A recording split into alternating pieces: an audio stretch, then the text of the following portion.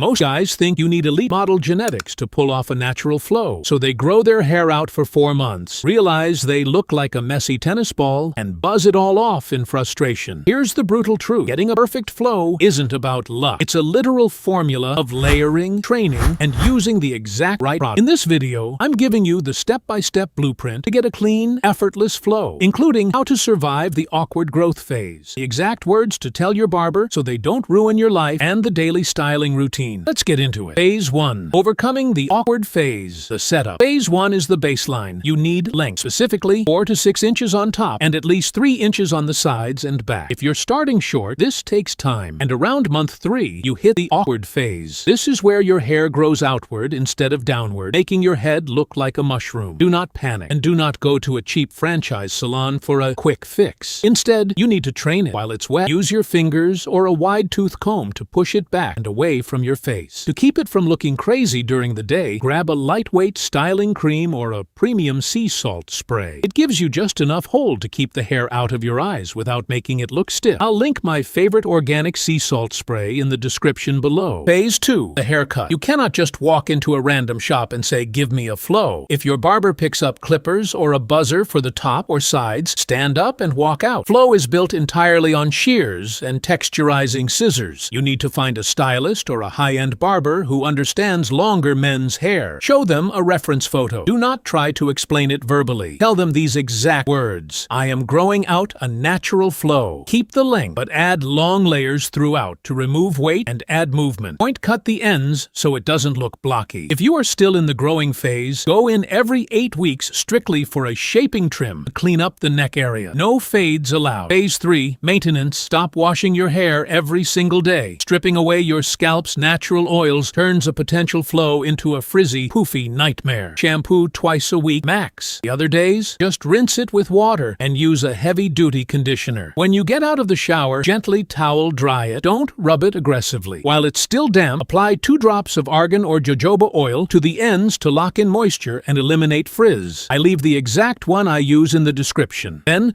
spray 4 to 5 pumps of sea salt spray. Blow dry it on low heat, using your hands to push it backward, and let it fall naturally. Avoid heavy gels, waxes, or pomades. They weigh the hair down and turn a flow into a slick back. Book number 2. The 3 silent flow killers. Common mistakes. Before you go, make sure you aren't committing these 3 silent flow killers. 1. Using fine-tooth combs. They flatten your hair texture. Use your hands or a wide-tooth comb only. 2. Sleeping on cotton pillowcases. They absorb all your hair's moisture overnight, leading to morning frizz. Switch to a satin or silk pillowcase. 3. Skipping conditioner. If you don't condition, your hair won't have the weight it needs to cascade backward.